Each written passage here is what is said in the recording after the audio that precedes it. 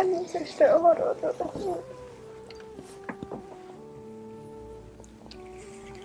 দেখি সোজা খাও।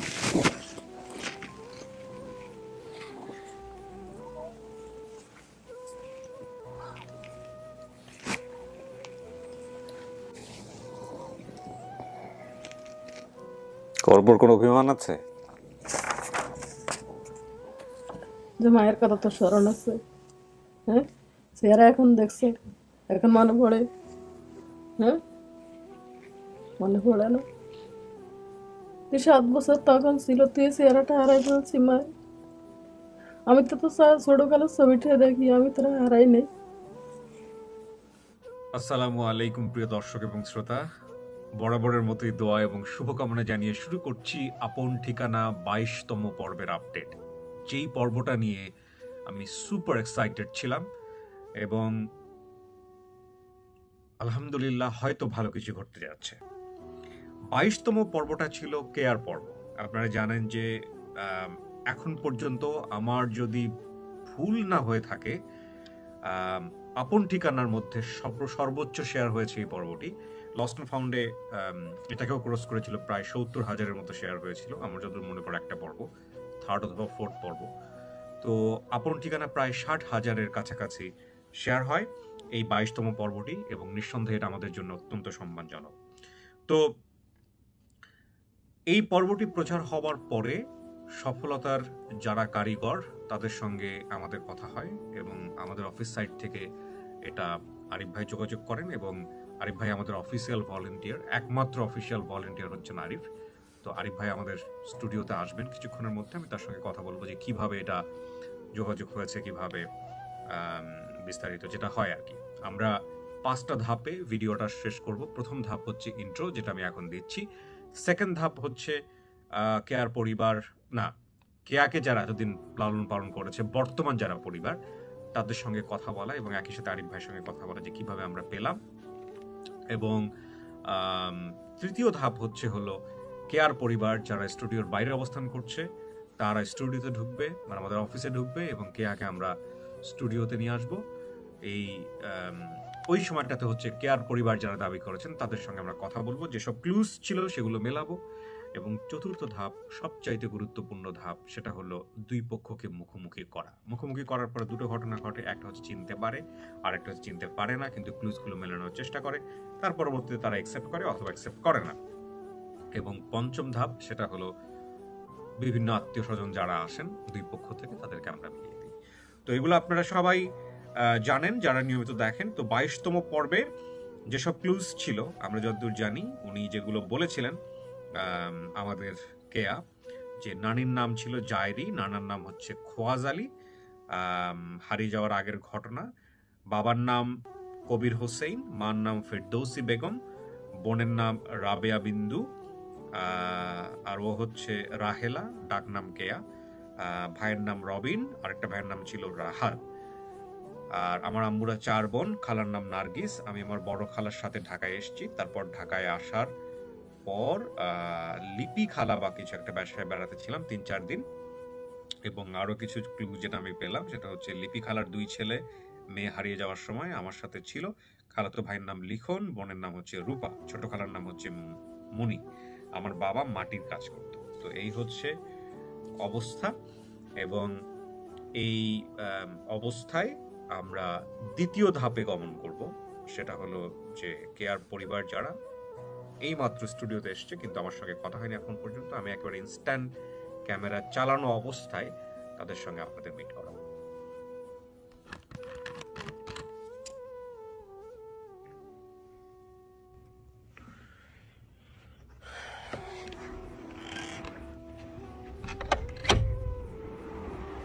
আসসালামু আলাইকুম।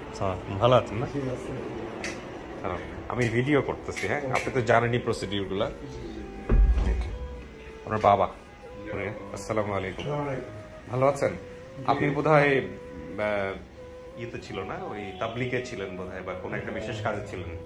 আচ্ছা, আলহামদুলিল্লাহ। আমি আপনাকে বিশেষ প্রেফার করেছিলাম যাতে করে আপনাকে নিয়ে আসা হয় এখানে। আমরা আজকের এই দিনে যেন আপনি কি জানতেন পুরো ঘটনাটা কি ঘটেছে, বা এখানে কোনো কিছু কি জানতেন পুরোটা? আমি একটু ভিডিও করছি কারণ এটা আসলে মানুষ দেখে। হ্যাঁ, নিশ্চয়ই তো জানি। আমি তো ওই উত্তরা আধুনিক মেডিকেল কলেজ হাসপাতাল যেতে, ওখানে ডাইরেক্টর হিসেবে দায়িত্বে ছিলাম। আচ্ছা। তো তখন একদিন যে কেয়া যে হ্যাঁ ও হ্যাঁ হ্যাঁ ও চলে আসছে, ওকে চেনা যাচ্ছে না। তখন হ্যাঁ কই বছর 5-6 বছর এরকম বয়স জি, হবে বোধ হয়। জি। বলে যে একটা মেয়ে এরকম অ্যাক্সিডেন্ট হয়ে ভর্তি আসছে, কিন্তু কেউ নেই, কোনো গার্জিয়ান নেই। আচ্ছা। তারপরে ওনাকে অনেক প্রায় মাসাধিক কাল ওখানে ট্রিটমেন্ট করা হয়েছে। হ্যাঁ। ট্রিটমেন্ট করার পরে যখন ছেড়ে দেব, তখন চিন্তা করলাম যে একে কোথায় দেব। অনেকেই নিতে চেয়েছিল। আমি ভাবলাম যে অন্য কোথাও গেলে ও ঘরের মেয়ে, কাজের মেয়ে হিসেবে রাখবে, ওর জীবনটা তো শেষ হয়ে যাবে। তখন আমি চিন্তা করলাম, আল্লাহর দিকে লক্ষ্য করে, যে আল্লাহ যেন ওকে একটা ভালো জায়গায় থাকে। তা আমি চিন্তা করলাম যে আমি বাসায় নিয়ে যাই, ওকে লেখাপড়া করে তারপরে খোঁজ খবর নিতে থেকে এর মধ্যে যে পাওয়া যায় ভালো, না হলে আমার দায়িত্বেই থেকে যাবে। আচ্ছা। তো সেই হিসাবে ওকে আমি নিয়ে গেলাম, যা ওখানে 2-1 বছর বাসায় থাকলো। তারপরে চিন্তা করলো কোথায় দেওয়া যায়। এই যে ফার্ম গেটের ওখানে, তেজগাঁ ফার্ম গেটের ওখানে একটা মাদ্রাসা পাইলাম, বড় মাদ্রাসা। তো ওখানে ওদের সঙ্গে কথা বলে ওখানে লোকাল গার্ডিয়ান হিসেবে ওকে ভর্তি করে দিলাম ওখানে। মাশাআল্লাহ, এখন তো বোধহয় দাখিল পড়তেছে না, পাস করে? হ্যাঁ, এখন দাখিল পাস করেছে গতবারে, এবারে ইন্টারমিডিয়েট। মাশাআল্লাহ, আমি অনেক কেস পেয়েছি কিন্তু এত বিউটিফুল কোনো কেস পাই নাই। এবং আপনারা শুনে খুব খুশি হবেন, ওর যারা ফ্যামিলি দাবি করেছে তারাও মোটামুটি খুব ভালো, ওয়েল এস্টাবলিশড। স্ট্রিটের যে আমার on family, she is my wife. উনি আসসালামু আলাইকুম, ভালো আছেন? উনিও কর্নেল। ও আচ্ছা আচ্ছা। এবং ওরা বেশি যত্ন পেয়েছে। আচ্ছা, যার জন্য আপনার পরিচয়টা যদি একটু বলেন, যদিও আমরা জানি আপনার নিজের মুখে। আমি কর্নেল সানাউল্লাহ। সানাউল্লাহ। আপনি তো অবসর নিয়েছেন নাকি, না এখন দায়িত্বে আছেন? না, আমি এখন অবসর। এখন অবসরে আছেন, এখন ফুল টাইম প্র্যাকটিস করছেন এখনো? ডাক্তার প্র্যাকটিস আর করি না, প্র্যাকটিস আল্লাহ তাআলা যা দিয়েছেন, এখন ধর্মকর্ম নিয়ে ব্যস্ত, এখন দিনের কাজের সঙ্গে একটু জড়িত। আলহামদুলিল্লাহ আলহামদুলিল্লাহ। তো কেয়া তো বোধহয় আপনি কি নানি ডাকতেন না কি দাদি ডাকতেন? তো দাদি ডেকেও তো মায়ের মতোই বড় করেছেন ওকে। আজকে যদি সত্যি সত্যি ওর পরিবার পাওয়া যায়, কি মানে কি মনে হচ্ছে? ওনার অনুভূতিকে একটু শুনি। আমার অনুভূতি আর কি, আল্লাহ আলহামদুলিল্লাহ জীবন বাবা মা পাওয়া গেছে। একটা চিন্তা ছিল যে মেয়েটার এখন বয়স হয়ে গেছে, বিয়ে দিতে হবে, কোথায় দিব, অনেক কথা হবে। আল্লাহ পাক যদি মিলিয়ে দিত, আলহামদুলিল্লাহ আল্লাহ পাক মিলিয়ে দিয়েছে, খুশি হয়েছে। আচ্ছা, খারাপও লাগছে যে ও তো চলে যাবে। দেখা যাক। আমি তো আসলে এখনো কথা বলিনি ওনার ফ্যামিলির সঙ্গে, আমার প্রোগ্রাম অ্যাসিস্ট্যান্ট যারা আছে তারা কথা বলেছে। আমি যা বলি সব আমার দর্শকরা দেখে, তো আমি ইন্ট্রো দিয়ে এই অবস্থায় ক্যামেরা বের করে নিয়ে এসেছি। কি পরিমাণ এক্সাইটেড, কি হইতে পারে আজকে? জানি না কেমন লাগছে। দাদা কথা হয়েছে নাকি, বাবা মার সঙ্গে কথা হয়েছে? না, কারোর সাথে কথা হয়নি। কথা হয়নি, আমরা তো না করে দিয়েছিলাম যে কথা না বলতে। হ্যাঁ, তো আজকে যদি সত্যি সত্যি পাওয়া যায় তাহলে কি হবে? কি হবে, দাদা দাদির অনুমতি নিয়েই পরে রওনা দিতে হবে, তার আগে যাওয়া যাবে না। দেখা যাক, আল্লাহ ভরসা। ভাই আপনার কি মনে হয় বলেন, আপনি তো ওকে নিয়ে আসছিলেন। ও তো আমাদের আসলে ফ্যামিলি মেম্বারদের মতন, ও আগেও ছিল ফ্যামিলি মেম্বারের মতন এবং পরেও ফ্যামিলি মেম্বারদের মতনই থাকবে। ও আমাদের সাথেই থাকবে, কোনো অসুবিধা নেই। আপনারা জানলেন কিভাবে? আমাদের এখান থেকে কেউ যোগাযোগ করেছিল এইখানে আসার ব্যাপারে? না, আমরা যে ওর ফ্যামিলি পেয়েছি বা এরকম? হ্যাঁ, আমাকে ফোন করেছিল। ফোন করে আপনাদেরকে জানানো হয়, এবং তারপরে তো বলা হয় কিছু প্রসিডিউর মেনে নিজেরা যোগাযোগ না করতে, আমাদের গেট টুগেদারের বিষয় আছে। আমাকে আর কেউ করে নাই। আচ্ছা, আরিফ ভাই কোথায়? নিচে আছে। ওদেরকে ওনারাও চলে আসছে। আচ্ছা, বিউটিফুল। আমরা তাহলে একটা কাজ করব এখন, সেটা হলো যে ওর ফ্যামিলি দাবি যারা করেছে তারা এখানে চলে আসবে অফিসে। ইন দ্য মিনটাইম আমরা ওকে স্টুডিওতে নিব। হ্যাঁ, এবং আপনারা ওইখানে চলে যাবেন।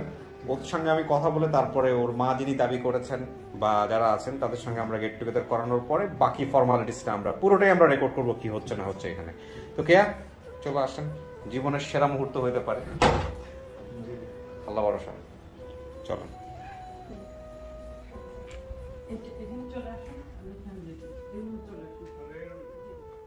বসেন বসেন, মাঝখানে বসেন।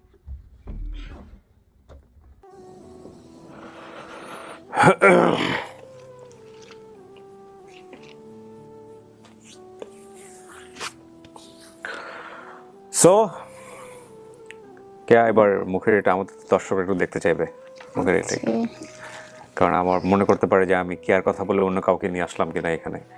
হ্যাঁ, ও লাইটটা তো অন করি নাই আমি, তাই তো বলে আমার ডার্ক লাগতেছে কেন?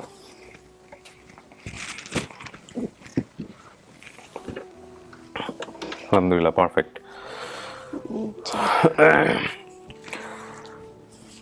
সো এবার বলো, তুমি কবে জানছো, কার কাছ থেকে জানছো, কে ফোন দিছে, ডিটেইল বলো আমাদেরকে বিস্তারিত। তোমার ফ্যামিলি কেন রাখে? ভিডিওটা ছাড়া আমি তোমাকে তুমি করে বলতেছি, সমস্যা নাই তো? না না, কোনো সমস্যা, আমি ছোট মানুষ। ওকে। যেদিন ভিডিওটা ছাড়া হয়েছে তার মনে করেন এই যে দাদা আছে না, ওনার ভাইয়ের ছেলে, নাম সাকিব।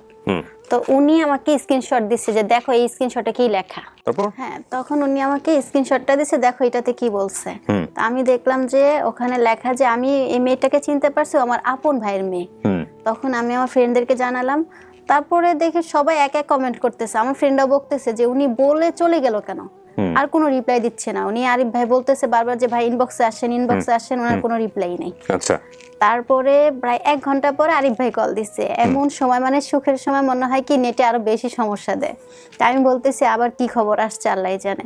তারপর ফোন ধরছি, ফোনে বলতেছে আয়শা এরকম আপনার তো বাবা মাকে খুঁজে পাওয়া গেছে। আমি সাথে সাথে কান্না করে দিছি। ফ্রেন্ড সার্কেল সবাই বলতেছে কান্দিস না, তো সুখের সময় আর কি, কান্না কি আছে। তারপরে বললো, পরে বাসায় জানালাম, বাসায় এর আগে ওনারা ফোন দিয়ে জানিয়ে দিচ্ছে, তারপর আমাকে জানাইছে, এইভাবে জানছে। কিন্তু তোমার কি কথা হয়েছে বাবা মার সঙ্গে? কারোর সাথে যোগাযোগ হয় নাই। না, আমরা খুব আশঙ্কার মধ্যে ছিলাম, কারণ তোমার ভিডিওটা মোস্টলি ভাইরাল। এবং কোনোভাবে মনে হচ্ছিল যে তোমাকে রিচ করে ফেলবে, আর অথবা তুমি যেহেতু বয়স অনেক অল্প, তুমি রিচ করে ফেলো। আমরা আসলে এই জায়গাটা অনেক বেশি স্ট্রিক্ট থাকি একটা কারণে, সেটা হলো যে এই গেট টুগেদার যেটা, সেটা আমাদের সামনে এসে হোক, যাতে করে এটা কোনোভাবে ম্যানিপুলেট না হয়, যাতে করে কোনোভাবে ইম্প্রোভাইজ না হয়। দেখা গেল এটা আল্লাহ না করুক, দেখা গেল ফ্যামিলিটা হয়তো তোমার না, কিন্তু তোমার কান পড়া দিয়ে তোমাকে মোটামুটি বুঝিয়ে ফেলতে পারে, মানে তোমার ক্ষেত্রে বা অন্য ক্ষেত্রেও হতে পারে। অথবা যেহেতু দুই পক্ষ থেকে অনেক বড় একটা হাহাকার থাকে যে না কবে আমার বাবা মার কাছে যেতে পারবো, বাবা মা মনে করে যে কবে আমার সন্তানকে পাবো, সুতরাং একটু এদিক ওদিক হলেও অনেক সময় ওটাকে কনসিডার করে নিজেরা ফ্যামিলি বানায় ফেলতে পারে। তো এই জিনিসগুলো আমাদের এখানে গল্পতে কিন্তু হয়েছে, আমাদের লস্ট অ্যান্ড ফাউন্ড এরকম একটা কেস আছেও। তো এই জন্য আমরা বলি যে গেট টুগেদার পর্বটা এটা কোনোভাবেই যেন আগে থেকে না হয়, এবং এটা খুবই গুরুত্বপূর্ণ পার্ট, যে কারণে আমি বারবার জিজ্ঞেস করি। তো খবর পেয়েছো তো মোটামুটি 15-20 দিন হয়ে গেল কোথায়? হ্যাঁ, 29 রমজান যেদিন ছাড়ছে সেদিনই খবর পাইছি আমি। আচ্ছা, তো কি মনে হয় এটা ফ্যামিলি হতে পারে? কথা তো হয়নি এখন পর্যন্ত। না, হ্যাঁ হতে পারে। মার জন্য মানে বাবা মাকে দেখলে চিনবা? মাকে দেখলে হয়তো চিনতে পারে, মানে স্পষ্ট না আর কি। আচ্ছা, মাকে দেখলে চিনতে পারো, বা বোন যাদের কথা বলছো। আপনাকে যে দাদার কাহিনী বলছিলাম সেটা আমার বোনও ভালো জানে আর কি। তোমার বাবার একটা কাহিনী আছে, একটা সিক্রেট আছে, হ্যাঁ, যেটা আমি ফার্স্ট ভিডিওতে রাখছিলাম। এটা কি বোনরাও জানবে বিষয়টা? হ্যাঁ, বোন তো ওকে অনেক আদর করতো ওই দাদা। ওর জানার কথা। হ্যাঁ, ওর নাম কি? ওর নাম বিন্দু, রাবিয়া বিন্দু। বোধহয় আজকে আসতেছে, ওরা অলরেডি বাইরে অপেক্ষা করতেছে। তো আমি ওদের সাথে কথা বলবো, কথা বলে তারপরে এখানে এন্ট্রি করাবো। তুমি ততক্ষণ এখানে ওয়েট করবা, এবং তুমি তো যেহেতু ভিডিওগুলো দেখো, তুমি জানোই কি হয় না হয়। দেখি, আমি কালকেরটাও দেখছি, আমার কান্না এসে পড়ছে দেখে। তাওয়াক্কাল তো আল্লাহ, আমরা ওয়েট করবো কিছুক্ষণ। তোমার ফ্যামিলি নিচে স্ট্যান্ড বাই আছে, আমি নিয়ে আসি, কথা বলি, তারপরে আমরা এখানে এন্ট্রি দিব। সো প্রিয় দর্শক এবং শ্রোতা, কেয়ার জীবনের সবচাইতে গুরুত্বপূর্ণ মোমেন্ট হয়তো কিছুক্ষণের মধ্যে, আল্লাহ চাইলে। এবং একই সাথে আমি জানি লক্ষ লক্ষ মানুষ এই ভিডিওটার জন্য ওয়েট করতেছেন, তাদের জীবনেও অন্যতম একটা গুরুত্বপূর্ণ মোমেন্ট, এবং অবশ্যই আমার জন্যও। তো কেয়ার মা আসছে, ওর ফ্যামিলি মেম্বাররা আসছে, আমরা তাদেরকে স্টুডিওতে আনবো, তার আগে আমি তাদের সঙ্গে বাইরে কথা বলবো, অপেক্ষা করো। হ্যাঁ, ওরা চলে আসছে প্রিয় দর্শক এবং শ্রোতা।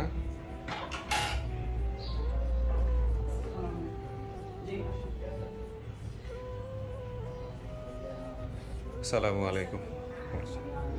আসসালামু আলাইকুম, বসেন। ওয়ালাইকুম, ভালো আছেন? আরিফ ভাই আসছেন? আমি আপনার জন্য ওয়েট করতেছিলাম।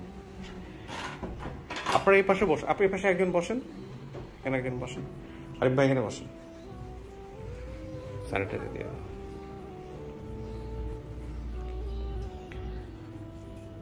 আর কে কে আসছে? শুধু আপনারাই আসছেন নাকি নিচে আছে বাকি সবাই? নিচে কে কে আসছে? হচ্ছে দুলাভাই আছে, আচ্ছা, আর ড্রাইভার আছে। দুলাভাই এবং ড্রাইভার আছে। ওকে ছোট বাচ্চা আছে। ওকে, আপনি বোধহয় মা না? একটু মাটা একটু আপনি একটু মুখটা একটু খুলতে হবে যে আমরা একটু ক্যামেরার জন্য। ভালো আছেন? কিভাবে জানছেন সেটা আমি জানবো, তার আগে আমি একটু আরিফ ভাই আমরা কিভাবে জানছি এটা একটু বলেন। আমি জানছি ভাইয়া ওনার মানে কেয়াপুর চাচা, মানে আমরা সন্ধানটা পেলাম কিভাবে এটা একটু বলেন, শুরু থেকে বলেন। মানে কেয়াপুর চাচা, আপন চাচা? জি আপন চাচা, উনি বাইরে থাকে। উনি আচ্ছা। কমেন্ট করেছে যে মানে কেয়াপু ওনার আপন ভাতিজি। আচ্ছা, ওখানে একটা কমেন্টস করেছে জি আমাদের এই ভিডিওতে। জি আচ্ছা, তারপর আমি ওনাকে নক করছি, উনি কোনো রেসপন্স করেনি, প্রথম অবস্থা করেনি। তারপরে মুরাদ ভাই নামে এক ভদ্রলোক, উনিও আবার কমেন্ট করছে যে এটা আমার পাশের বাড়ি। আচ্ছা, তো ওনাকে আমি মানে ইনবক্সে নক করছি, উনি কোনো রেসপন্স করেনি। আচ্ছা, তো পরবর্তীতে এখানে শাহজালাল নামে এক ভদ্রলোক, উনি সৌদিতে থাকে, মানে সৌদি আরব থাকে, উনি হচ্ছে জেদ্দায় আছে। আচ্ছা, তো ওই ভদ্রলোক আমাকে মুরাদের সাথে কথা বলা দেয় মেসেঞ্জারে। আচ্ছা, মানে এই শাহজালাল সাহেব আবার আমার ফেসবুকে মানে ফ্রেন্ড লিস্টে ছিল। পরবর্তীতে আমাকে এই মুরাদ ভাইয়ের সাথে কথা বলা দেয়।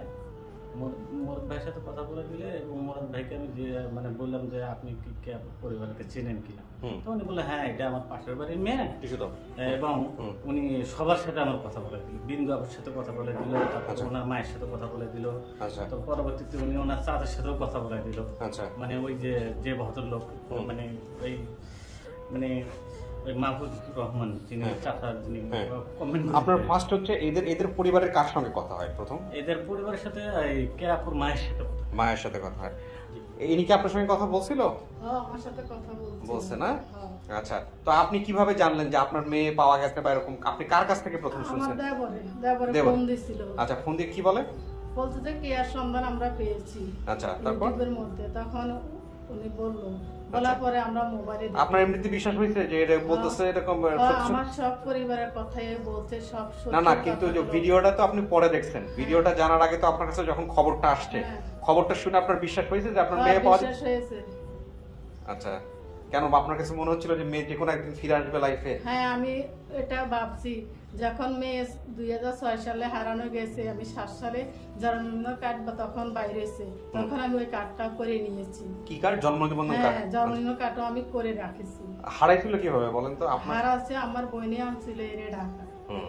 তো 4 দিন সবরত দিন রাত্রে এরা নামাজ পড়ছে, সকালবেলা মা বাবা মানে আমার বোন আর বোনের জামা এরা ঘুমেছিল। তো বোনের ছেলে মেয়ে এসব মানে এরা সকালবেলায় তালা খুলে বাইরে এসে রুম থেকে। আচ্ছা, বাইরানোর পরে ওই দুইটা রয়েছে, আমার মেয়েটা আর নাই। আচ্ছা, এর সন্ধান আমরা অনেক খুঁজছি, পাই নাই। থানাতেও জিডি করছি, কোনো সন্ধান পাইনি। থানাতেও জিডি করছিলেন? জিডির কপি আনছেন আজকে? আনেন নাই? জিডির কপি আনেন নাই? আচ্ছা, ভিডিওটা যখন দেখলেন আপনি, ভিডিওকে মানে ফেস দেখে আপনি ওকে চিনছেন নাকি ভিডিওটা পুরোটা দেখছেন? পুরোটা ভিডিও, এর ছোটকালের ছবিটা দেখি আমি চিনি ফেলছি। ছোটকালের ছবি আছে ভিডিও, রাইট? ছোটকালের ছবিটা আমি দেখি এর চিনছি। এরা কারা? এদের পরিচয় একটু নেই, তোমার পরিচয়টা দাও। আমি লাইলা আক্তার কে ছোট ভাই। আপন ছোট ভাই? জি। আর ইনি? আপনি কে? নাবিলা? নাবিলা? হ্যাঁ। ও কি হয়? আমার নাতিন, বড় মেয়ের মেয়ে। বড় মেয়ের মেয়ে? বড় মেয়েকে আসতে নিচে রেখে আসতে? ও, আপনি বড় মেয়ে, আপনার মেয়ে উনি। আপনার নামটা বলেন? আমার নাম রাবেয়া বিন্দু। রাবেয়া বিন্দু। আপনার কথাও কিন্তু উনি বলছে, তাই না? আচ্ছা, তো বাবা আসে নাই কেন? বাবা কোথায়? কাতারে আছেন। বাবাকে নিয়ে একটা ঘটনা উনি বলছে, একটা ক্লুজ আছে ওখানে যে বাবা হিডেন ক্লুজ, বাবা জানে এই ঘটনাটা, যেটা আমি অনেকখানি প্রচার করি না, নতুন শব্দ ব্যবহার করছি। এটা আপনি জানেন? আপনার কথা বলছেন যে আপনি জানেন এই ঘটনাটা। ঘটনাটা সবাই জানি আমরা। কি ঘটনা বলেন তো? ঘটনাটা আমার মামার কথা বলছে, ওই যে আমার বোনের ছেলে মেয়ে, এটা তো দাদা বলতো, তখন আমার মেয়েও আমার মামার দাদা বলতো। তখন আমার মামা খালপাড়ের ওই দিকে গেছিল, হাঁপা কয়ের কি সাপু কয়ের কি। আচ্ছা, দাঁড়ান, তাহলে আপনি ওর সামনেই বলেন এটা। ও যদি আপনাকে জিজ্ঞেস করে, বলছে যে আপনার জানার কথা, কারণ আপনি সাথে ছিলেন। বাবা যে কাতারে আছে এটা ও জানে না এখন পর্যন্ত। আমরা সামনাসামনি 4 বছর হয়েছে, হ্যাঁ, সামনাসামনি যখন নিব তখন আমরা জানতে পারবো কি হয়েছে। তো আরিফ ভাই, আমরা এবার গেট টুগেদারটা করবো, করার পরে হলো ওনাদের সঙ্গেও আপনারা তো শুনতেছেন পুরো বিষয়টা। আচ্ছা, পুরো 4 নম্বর পার্টটা করি, তারপরে আমরা ওনাদের সঙ্গে পরিচয় করে দিব।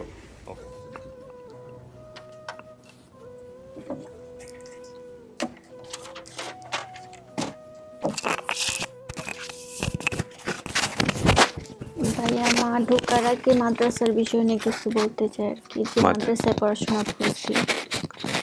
মা ঢোকার আগে কথা বলতে চাও কেন? কি কি বলতে মাদ্রাসা তোমাকে বলছে এই কথা বলতে হবে? না মানে আমি নিজের ইচ্ছায় বলতে চাচ্ছি আর কি। তোমার মাদ্রাসা নিয়ে? কারণ এটা বাংলাদেশের সর্ববৃহত্তম এতিমখানা, সবারই চেনার কথা। ওই মাদ্রাসায় তুমি পড়াশোনা করছো? জি। মানে নিজের ইচ্ছে বলতে, মা আম্মা ঢোকার আগে কেন এটা বলতে যাচ্ছ? মানে পরে আর নাও বলতে পারো এই কারণে? হ্যাঁ। তুমি কাঁদতেছিলা কেন একটু আগে সেটা বলো। এমনি। আজকে তো সুখের দিন, কি বলবো বলো বলো, তোমার মাদ্রাসা নিয়ে বলো, সমস্যা নেই। কি সেটা বলতে যাচ্ছি যে দাদা দাদি পাওয়ার পরে 1-2 বছর বাসায় রাখছে, তারপরে এই মাদ্রাসার ব্যাপারে খোঁজ নিয়ে তারপরে এতিমখানায় ভর্তি করায় দেয়। ওই তখন থেকে আমি ওই মাদ্রাসা থেকে এখন পর্যন্ত ওখানেই আসছি। ওখানে যেমন খাওয়া দাওয়া ফ্রি মনে করেন, তারপরে থাকা সব কিছুই ফ্রি মনে করেন। ফ্যানের যে বিল আসে সেগুলো তো আমাদের দেওয়া লাগে না, আবার 3 বেলা পানি ছাড়া হয়, খাবার দাবার। এখন তো রহমত আলম ইসলাম মিশন এতিমখানা। কোথায় এটা? যে তেজগাঁও রেলগেট। তাই না? অনেক বড় মাদ্রাসা এটা? অনেক বড়। এটা জানতামই তো না। এটার নাম হচ্ছে আপনার মদিনাতুল উলুম মহিলা কামিল মাদ্রাসা। ও, এটা নিঃসন্দেহে ভালো উদ্যোগ। হ্যাঁ, বাংলাদেশের সর্ববৃহত্তম এতিমখানা, যারা এবং ওইটা ও অনেক অন করে। আমি জানি না ও মানে ওর কেন মনে হলো যে আজকের এই ভিডিওতে এই কথাটা বলতে হবে। তোমার ভালো সময় কাটছো ওখানে তাইলে? হ্যাঁ, মানে একদম ফ্যামিলির মতন, ফ্রেন্ড সার্কেল সবাই একসাথে ছিলাম। মানে সুখের সময় ওরা পাশে ছিল, দুঃখের সময় ওরা পাশে ছিল। মাশাআল্লাহ। এই ওদের নিয়ে আজকে এতটা বছর আমার মানে এখন আমি ভাবতেছি যে মাদ্রাসা ছেড়ে এবার লাস্ট ঈদটা আমি মাদ্রাসাই করছি, এইবার ঈদটা। দেখো, তোমার জন্য সুখের খবর না দুঃখের খবর সবকিছুই আমরা জানবো। তোমার আম্মাকে আনার আগে আমি আনতে চাই হচ্ছে রাবেয়া বিন্দু, যে তাকে দেখলে তুমি চেনো কিনা সেটা একটু দেখো, ঠিক আছে? তারপরে বাকি জনকে আমি সিরিয়ালে নিয়ে আসবো। জি।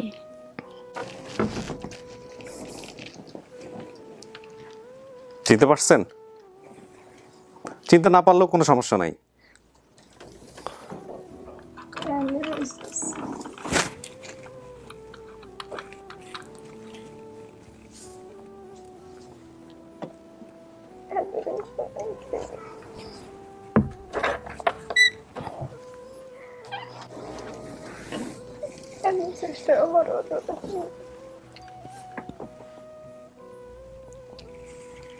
দেখি সোজা খাও।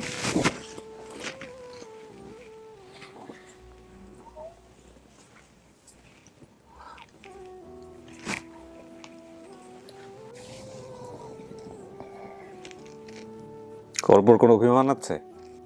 তাহলে সোজা হইতে বলতেছেন কেন? চিনতে পারতেছেন না? ফেস চিনতে পারতেছেন না?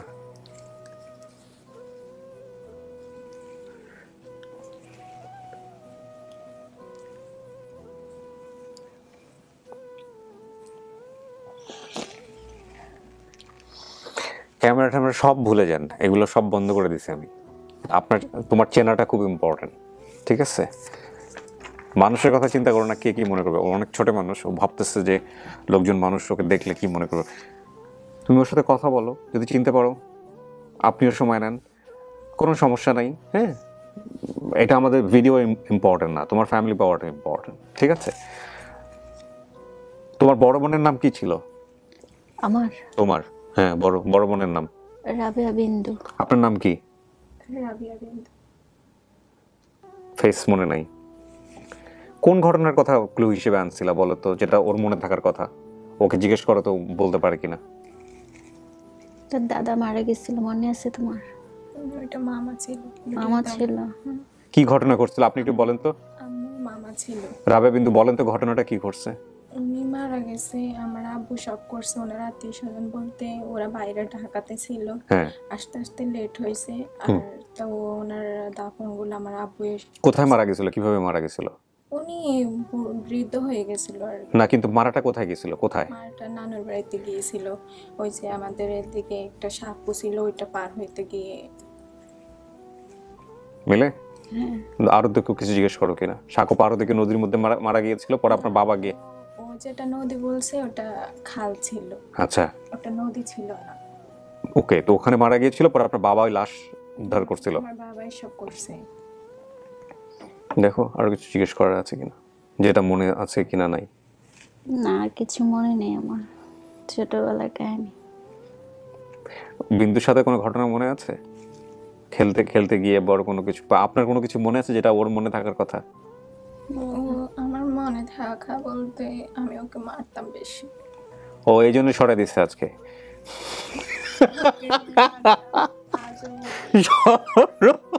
আমি কিন্তু এরকম পাই নাই কখনো আপডেটের ক্ষেত্রে। আচ্ছা, মারতেন বেশি। তারপর যখন পড়তে বসাতাম সাথে। আপনার সাথে বয়সের ডিফারেন্স কত? আমার সাথে 2 ইয়ার বা 3 ইয়ার হবে। 2 ইয়ার 3, হ্যাঁ। তো 2-3 বছরের বড় হয়ে এরকম মার দিতেন? আমি যখন পড়তে বসতাম তার বাবা বলতো ওর সাথে নিয়ে বসাতাম, ও ভিডিওতে ওটা বলছিল। তো একটু দুষ্ট ছিল, বসতে চাইতো না, তো আমি ওকে মারধর করতাম। মার খাইতেন মনে আছে? মার খেলে তো মনে থাকার কথা। মার খেয়েছি বিদ্যে, ওর প্রতি একটু টান কম আর কি। ওকে, কোন ভাইয়ের নাম বলছিলেন আপনি? হ্যাঁ, রবিন রাহাত। ও যে আসছে ওটা কে? ওটা রাহাত। রাহাত। রবিন কেন নেই? রবিনকে বাড়িতে কাজ চলে, ফ্লোর ঢালাই চলতেছে, এই জন্য ওকে আনি। আচ্ছা, এই হচ্ছে রাহাত। রাহাতের কথা কিছু মনে আছে? রাহাত তো অনেক ছোট, ও রাহাতকে দেখলেও চিনবে না। পেজ মনে নেই, ওর পেজ দেখে মনে থাকবে। আপনি সবার বড়? হ্যাঁ, আমি সবার বড়। একটু চেপে আসেন, আমি কিছু কোশ্চেন জিজ্ঞেস করবো আমার অডিও পাওয়ার জন্য। আপনারা দুজনে একটু কাছাকাছি থাকেন। হ্যাঁ, কিছু জিনিস আমার একটু জানা দরকার। মিলাই নেন মা আসার আগে, দেখেন ঠিক আছে কিনা। আপনার নানির নাম কি? জাহেরি। জাহেরি, মিলছে? নানার নাম কি? মিলছে? আচ্ছা, বাবার নাম?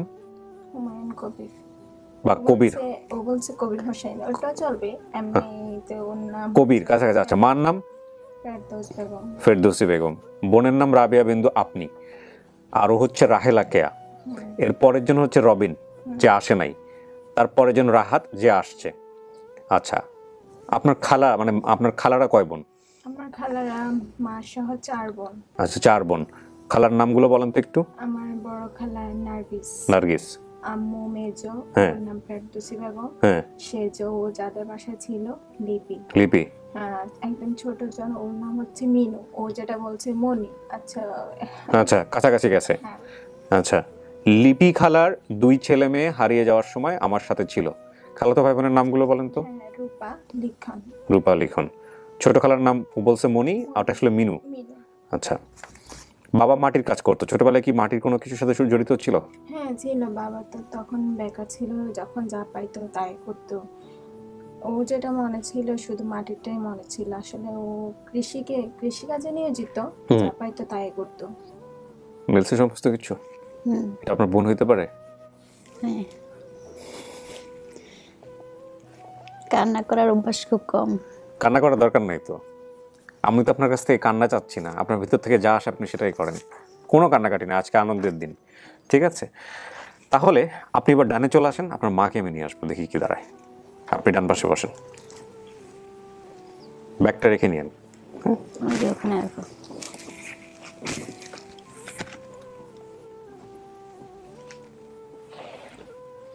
মার সাথে ভিডিও কলটা হয় না তো? মিথ্যা কথা বলা যাবে না কিন্তু।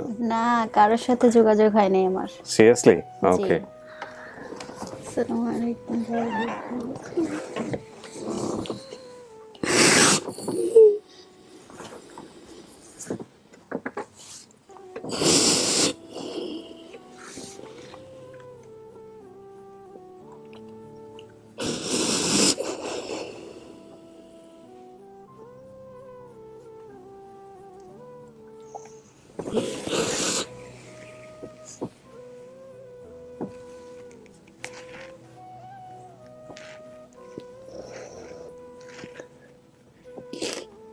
বসো, কান্না করিও না। এখন তো পাইছো, আর কান্না করিও না। ভাই কি জিজ্ঞেস সেটা বলো।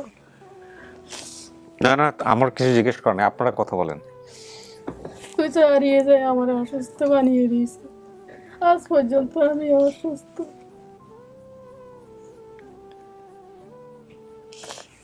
আল্লাহ যে আমরা হারানো দান আবার ফিরে দিব, এটা আমি ভাবছি, কিন্তু আশায় আশায় তো আছি যে আমার ভাগ্যে জানলার আগে কোনোদিন আমি তোরা ফিরিয়ে দেবো।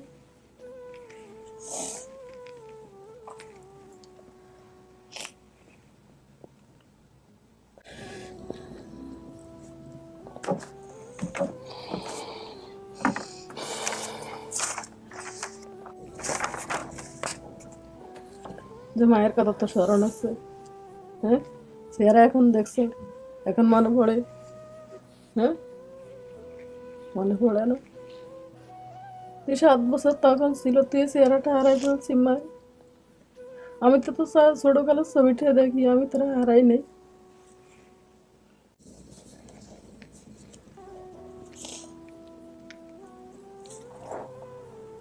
আমি তোরা যখন স্বপ্ন দেখতাম তখন দেখতাম তোর মুখটা মনে, তোরা হাসি মুখে কখনো দেখিনি।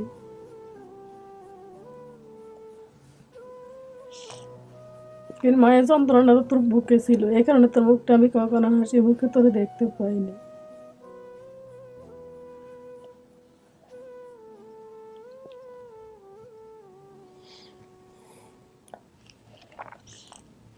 তোর বাবার কথা তোর মনে আছে?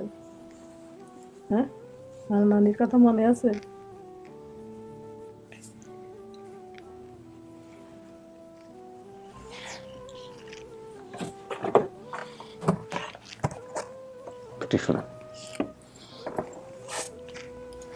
যখন আমাদের খবরটা পাইছিলি তখন তোর মনটা সান্ত্বনা পাইছে? হ্যাঁ ভালো লাগছে অনেক। এতিমখানায় বড় হয়েছি, সবাই বাবা মা আসে, আমার আসে না, খারাপ লাগবে না? তো তখন তোর একটু যখন বয়স ছিল তখনও তুই কিছু বলতে পারিস না কাউকে? হারিয়ে যাওয়ার পর তো অ্যাক্সিডেন্টই হয়েছে।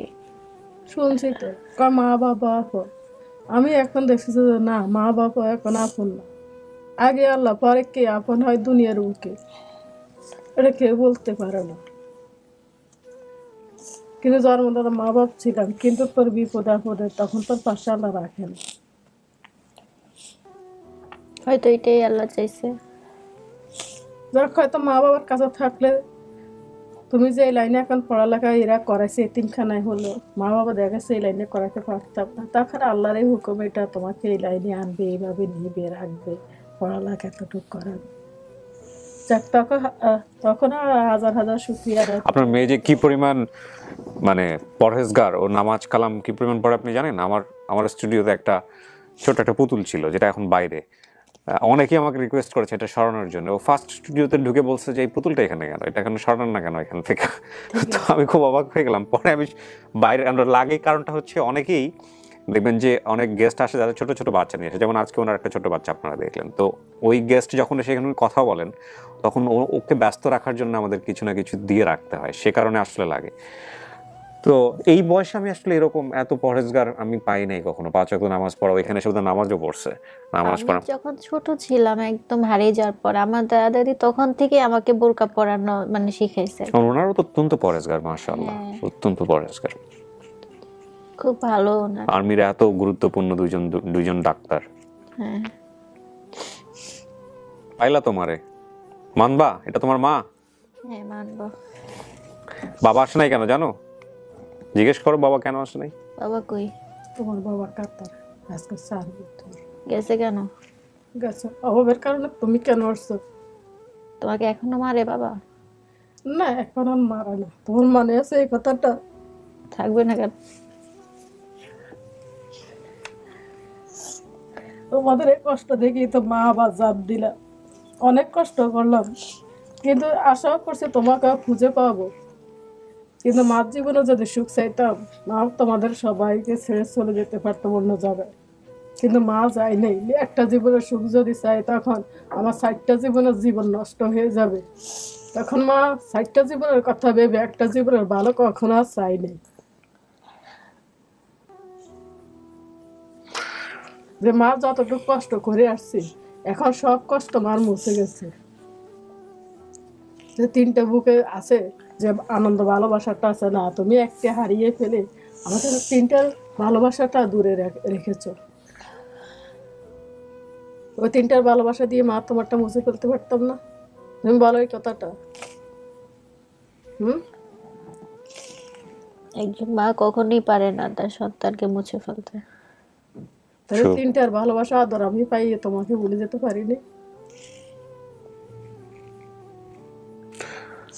ছোটবেলার কিছু ব্যাড মেমোরি হয়তো তোমার মনে আছে, সেগুলো ভুলে যাও, তোমাদের সুদিন সেটা কি সামনের দিকে নাও। তোমাদের এখন আর্থিক অবস্থা আর আগের মতো নাই, যতটুকু আমি বুঝতে পারছি ওনার সঙ্গে কথাবার্তা বলে, সেটা তোমার বাবার পরিশ্রমের কারণেই হয়েছে।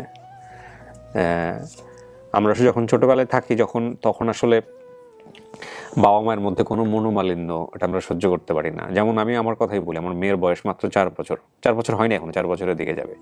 আমরা যদি বাসায়, আমি আমার ওয়াইফের সাথে যদি কখনো একটু লাউডই যদি আমরা কোনো বিষয় নিয়ে কথা বলি, লাইক ডিসকাস করতেছি, হয়তো ঝগড়া না, ও মাঝখানে এসে দাঁড়ায় যায়, ডোন্ট শাউট। হ্যাঁ, তো আমি যদি আমার নিজের জীবন দিয়ে বিচার করি, যেমন আমার বাবা বিডিআরে ছিল, সে তোমার হচ্ছে 6 মাস 1 বছর পরে ছুটিতে আসতো। তো ওই 10 দিনের জন্য 12 দিনের জন্য যখন একটু হলেও একটু এদিক ওদিক দেখতাম, খুব খারাপ লাগতো। তো বাবা মায়ের এই সম্পর্কগুলো খুব ইম্পর্টেন্ট, এটা বাচ্চাদের মধ্যে কিন্তু মারাত্মক ইফেক্ট ফেলে, যেটা তোমার মনে আছে। কিন্তু এটা ঠিক আমার মনে হয় যে যেহেতু বয়স বাড়তেছে, বুঝবা যে আসলে কেন সংসারে এরকম হয়। তো সেই জায়গা থেকে খারাপ মেমোরিগুলো মনে রাখার দরকার নেই। তোমার বাবা কিন্তু 4 বছর ধরে এখন কাতারে, এই সংসারটা বাবার এই খারাপ কথাটা আপনাকে ভিডিওতে সেদিন বলো নাই, আমি জানি, আমি বললেও আমি রাখতাম না। তো নিশ্চয়ই কষ্ট ছিল, অন্য কোনো কষ্ট ছিল, যে কারণে তোমার বাবা কাতার থেকে ভিডিওটা দেখবে। তো আমি অবশ্যই ওনাকে ধন্যবাদ জানাই যে উনি ওনার ফ্যামিলিকে সাপোর্ট দেওয়ার জন্য 4 বছর যাবত একটা না বোধহয় না আসে না, 4 বছরের মধ্যে সংসার দাঁড় করাইছে এখানে। খাবারের অবস্থা যে অবস্থা ছিল সে এখন আর নাই। তোমার বাড়ি পাকা বাড়ি হচ্ছে আমি যতদূর জানি। ছাদ ঢালাইতে বোধহয় মেয়ের জন্য আটকায় রাখছেন না? ছাদ ঢালাই না, ফ্লোর, ওই যে বাথরুম গোসলখানা এগুলা করার জন্য, আর এমনি টিন শিট অল্প একটু ফ্লোরটাই হাফ ওয়াল করে করছেন। তো ফ্লোর ঢালাইটা বোধহয় ওরে গিলে করবেন বা কিছু দানা কোনি তো ওনারে বিদায় দিয়েছে, তখন ওই দানা শোধ করছে। ওই দানা শোধ করার পরে এই যে আগে যে ঘরটা দেখেছি ওই ঘরটা ভাঙা চুরা ছিল, তখন ওই ঘরটা আমি বলছি যে আমি একটু ঘরে নিই, ছেলে মেয়ে থাকার জন্য আমি মরে গেল, কোনো দুঃখ নেই। ওই ঘরটা তখন যাব দিলাম, এই আসার কথা বলছে, আমি আসতে দিন, আমি বলছি আমার আগে ঘর করতে হোক, তো ঘর করে তারপর আসো। হ্যাঁ, এই কষ্টটা তো বাবা মা করতেছে। সুতরাং বাবা মার সম্পর্কে যেটাই থাকুক না কেন, রেসপেক্টের জায়গায় যেন কখনো কমতি না হয়, ঠিক আছে? তো এই হচ্ছে বিষয়। তুমি তোমার মাকে মেনে নিছো, এটা হচ্ছে। আর আপনার মেয়ে আলহামদুলিল্লাহ অনেক চমৎকার একটা পরিবারে বড় হয়েছে, অনেক চমৎকার একটা পরিবার। দৃশ্যত তারা এখানে আসছে, আর্মির ওনার কর্নেল বোধহয় না, লেফটেন্যান্ট কর্নেল বা কর্নেল, ওনারা দুজনই ডাক্তার, হাজব্যান্ড ওয়াইফ। ও দাদা দাদি ডাকে বোধহয় না, দাদার দাদি ডাকে। ওনারা দুজনই আসছে, পাশের রুমে আছে। আপনি কথা বলবেন যাওয়ার সময়, আমরা সবার সাথে মিলাই দিব। তো সবকিছু তো মিলছে, এখন কি করবা? এখন ফার্স্টে দাদা দাদির কাছে যাব, ওখানে দাদা দাদির সাথে কথা বলে দাদি অনুমতি দিলে পরেই রওনা হব বাড়িতে। রাইট, সম্পর্ক রাখেন। যে পরিবারে বড় হয়েছে সেই পরিবার, এখন আমার অধিকার তার কাছে বেশি নাই, ওদের অধিকারই বেশি, অধিকারই বেশি। আমার কাছে 7 বছর না ছিল। আমি শোনেন, আমি এত কেস নিয়ে ডিল করছি, কিন্তু আমি এত বিউটিফুল ফ্যামিলি পাইছি 2-1টা, কিন্তু এইরকম সফিস্টিকেটেড যারা আবার ওকে সুন্দর করে লেখাপড়া করাইছে আমি পাইছি। হ্যাঁ, ভালো পরিবেশে বড় হচ্ছে, খুব ভালো, কিন্তু লেখাপড়া করিয়েছে এরকম 2-1টা। লেখাপড়া সাধারণত করাতে চাই, অনেক সময় তার ইচ্ছার কারণেও হয় না।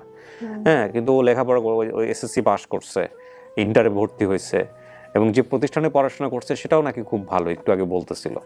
সবকিছু মিলায়ে আপনার মেয়ে খুব ভালো ছিল আপনাদের দোয়াতে, এই হচ্ছে বিষয়। তো আপনি যখন জানলেন যে আপনার মেয়ে পাওয়া গেছে, এটা তো আপনি শুনে অপেক্ষা করতেছিলেন যে কবে মিট করবেন। তা এখন তো মেয়েরে পাইলেন, কি করবেন? মেয়েরে নিয়ে যা কি চিন্তা ভাবনা, কি বিয়ে শাদী দিয়ে দিবেন? এখন তাদের অধিকার বেশি, তারা যেটা কথা বলে পড়াশোনা করাবেন। হ্যাঁ, এটা আমাদের রিকোয়েস্ট থাকবে, ওকে পড়াশোনা করান, ওকে মানুষের মতো মানুষ করান, ও নিজের পায়ে দাঁড়াক, তারপরে বাকি বিষয়গুলা। হ্যাঁ, এটা হচ্ছে বিষয়। তো ঠিক আছে, বাবার সাথেও কথা বলবা কাতারে, দ্রুত কথা বলে কি হলো না হলো আমাদেরকে জানাইও। হ্যাঁ, ইনশাআল্লাহ। ভালো থাকো তুমি, আমরা মনে প্রাণে চাই। হ্যাঁ, তোমার ছোট ভাইকে আমরা যে বাইরে নিব এখন সবাইকে নিয়ে, ওই ভিডিও বাইরের একদম লাস্ট পার্ট সবাই, ঠিক আছে? সো খারাপ মেমোরি ভুলে যাও, ভালো যেগুলো আছে সেগুলো নিয়ে সামনের দিকে আগে যাও। মা তো মাই, পৃথিবীর শ্রেষ্ঠ সম্পদ মা। আমার এখনো বাবার প্রতি রাগ, আমার সেই মায়ের দৃশ্য মনে পড়লে আমি প্রায় কান্না করি। হ্যাঁ, তো ওইটা কেন করছিল, হয়তো বাবার সাথে কথা বললে, বাবাকে জিজ্ঞেস করো, বাবা হয়তো। কিন্তু বাবা যে এত বছর ধরে 4 বছর যাবত দেশের বাইরে আছে, বাবাদের ওইটা একটা কথা আছে, আমরা ছবিতে দেখি যে একটা সন্তান যখন আসে দুনিয়াতে, তখন মা সেটাকে গর্ভে ধারণ করে আর বাবা সেটাকে মাথায় ধারণ করে। বাবাদের মধ্যে অনেক প্রেশার থাকে যে সন্তানগুলোকে কেমনে বড় করব, সংসারটা কেমনে সামনের দিকে যাবে। তখন হয় কি, আমাদের মস্তিষ্কের তো একটা লিমিট আছে, যে এর বেশি তো মস্তিষ্ক নিতে পারে না। হয়তো উনি ওই কাজটা করতে চায় নাই, হয়তো হয়ে গেছে। হ্যাঁ, তবে এটাও বাবাদের জন্য অনেক বড় একটা শিক্ষা, যে সন্তানের মেমোরিতে বাবার এই ধরনের ঘটনাগুলো থাকা, এটা আমাদের, আমি জানি আমার এই ভিডিওগুলো আপামর জনসাধারণ একেবারে রিক্সাওয়ালা থেকে শুরু করে সব শ্রেণীর মানুষ এটা দেখেন। আমার এই কথা যদি দুজন মানুষের জীবন পরিবর্তন করে দিতে পারে, দ্যাটস আমি মনে করি এটা একটা অনেক বড় ইবাদত। তো সেই জায়গা থেকে বলি, ইনক্লুডিং মি, আমি কাউকে পরামর্শ দিচ্ছি না, এটা একটা মেসেজ বটে।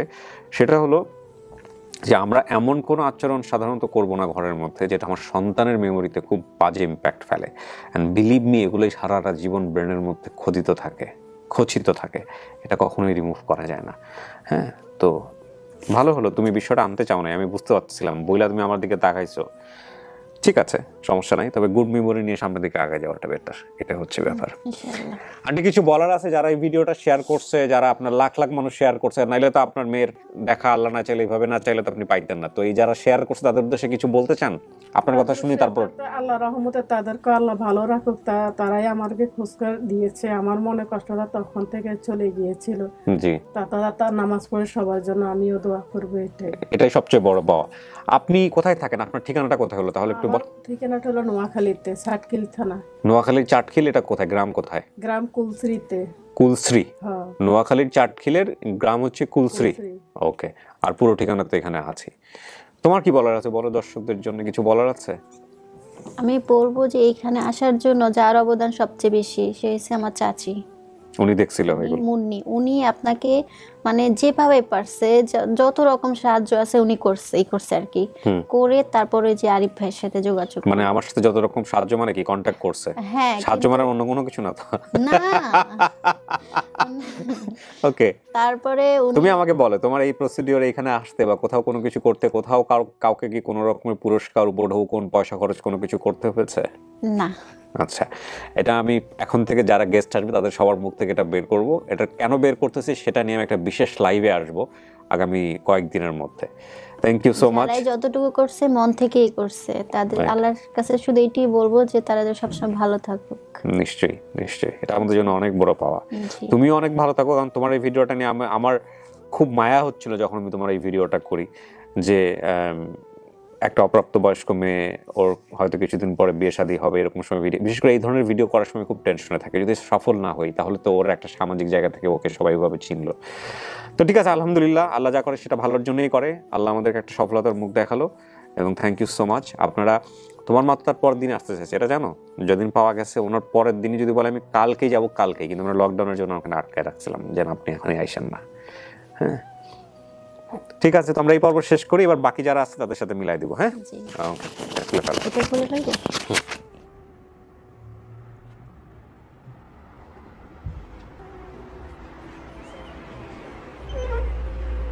আসেন, আপনারা চলে আসেন, আমি একটু ওরিয়েন্টেশনটা করে দিই আমাদের সঙ্গে। তুমি পরিচয় করে দাও, তুমি পরিচয় করে দাও।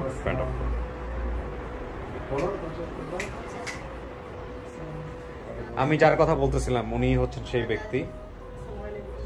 হ্যাঁ, এই দুজন মানুষকে আল্লাহ মিলাই দিয়েছিল আপনার মেয়ের জন্য। ইনি হচ্ছেন স্যার, আমি নামটা ভুলে গিয়েছি। আমি কর্নেল সানাউল্লাহ। উনি ডাক্তার ছিলেন, আর ওনার ওয়াইফ, উনিও কর্নেল ছিলেন আর্মিতে। সো এ হচ্ছে ওর বাবা মা, বাকি সমস্ত তথ্য মিলেছে। প্রয়োজন হলে আপনারা আবারও কথা বলেন, আর ওর জিম্মাদার আসলে আপনারাই, আপনারা যদি দেন তাহলে ও যাবে, না হলেও যাবে না, ওটা ও নিজেও বলছে। ঠিক আছে,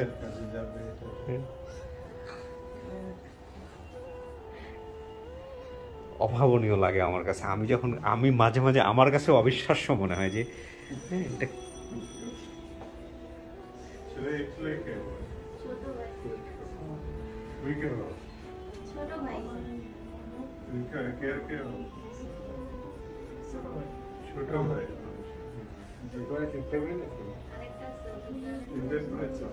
এটা হচ্ছে রাহাত, রবিন নামে যে আছে সে মতো বাড়িতে আছে। ও হচ্ছে বড় বোন।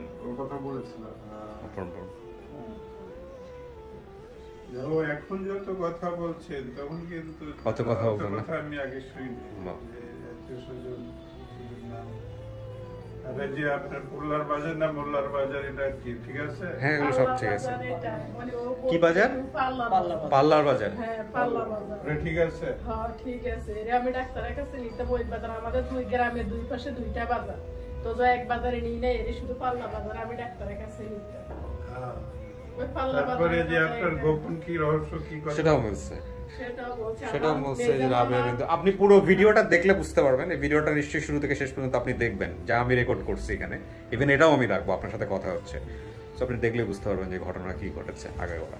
আপনার বাবার অনুমতি ছিল উনি যে এখানে আসছিল? আলহামদুলিল্লাহ। কোনটা? আপনার বাবার অনুমতি ছিল যে উনি যে এই যে আসছিল এখানে, অনুমতি ছিল? তো আপনার দর্শকদের কিছু বলার আছে, এটা তো লক্ষ লক্ষ মানুষ দেখবে। না, বলার এই আছে যে এটা সবচেয়ে ধন্যবাদ আপনাকে যে আপনি যে একটা মহৎ একটা প্রফেশন করে চালাচ্ছেন, এই যে প্রোগ্রাম চালাচ্ছেন, এটা এই যে মানুষ যাদের বুক খালি হয়ে গেছিল তাদের বুককে আপনি ভরে দিচ্ছেন, এটা আল্লাহ তাআলার কাছে আপনি যাতে যা যা খায়ের পান, এটাই আমি আপনার জন্য দোয়া করতেছি। আলহামদুলিল্লাহ। এবং ভবিষ্যতে এই কাজের সঙ্গে আপনি সম্পৃক্ত থাকেন, যারা এই যে মাতৃহারা পিতৃহারা বা যাদের বুক খালি হয়েছে তারা যাতে আবার তাদের সন্তানদেরকে ফিরে পায়, এই দোয়া করি। আমাদের জন্য দোয়া করবেন। জি নিশ্চয়ই নিশ্চয়ই নিশ্চয়ই, আমরা মানুষের উপকার করতে পারি। নিশ্চয়ই স্যার, নিশ্চয়ই। আমিও এখানে দিনের কাজে অসহায় গরিবদেরকে সাহায্য করে আসছি। আমাদের একটা ফাউন্ডেশন আছে, আলমাইন ফাউন্ডেশন নামে, এটাতে আমরা প্রায় 70 মক্তব চালাচ্ছি গরিব মিসকিনদের। মাশাআল্লাহ। ঢাকা শহরের ভিতরে যে সমস্ত এলাকা আছে, খুব নিরীহ এলাকা আছে, ওই সমস্ত এলাকায় 70টা মক্তব চালাচ্ছি এবং একটা মাদ্রাসা চালাচ্ছি। আমাদের সিরামিক ইন্ডাস্ট্রি ওরা একটা জায়গা দিয়েছে আমাদেরকে, ওখানে একটা মাদ্রাসা করেছি। এই দিনের কাজের সঙ্গে মানুষের যতদূর পারা যায় উপকার করে যাচ্ছে। আলহামদুলিল্লাহ। আল্লাহ তাআলা যাতে। ঠিক আছে স্যার, আপনি তাহলে এদের সবার সঙ্গে কথা বলেন। আমি আমার ভিডিওটা শেষ করি, আমার তো এখন পাবলিককে জানাইতে হবে যে কি ঘটলো আর কি। থ্যাংক ইউ সো মাচ, আপনি কথা বলেন, ফ্যান ছেড়ে দাও।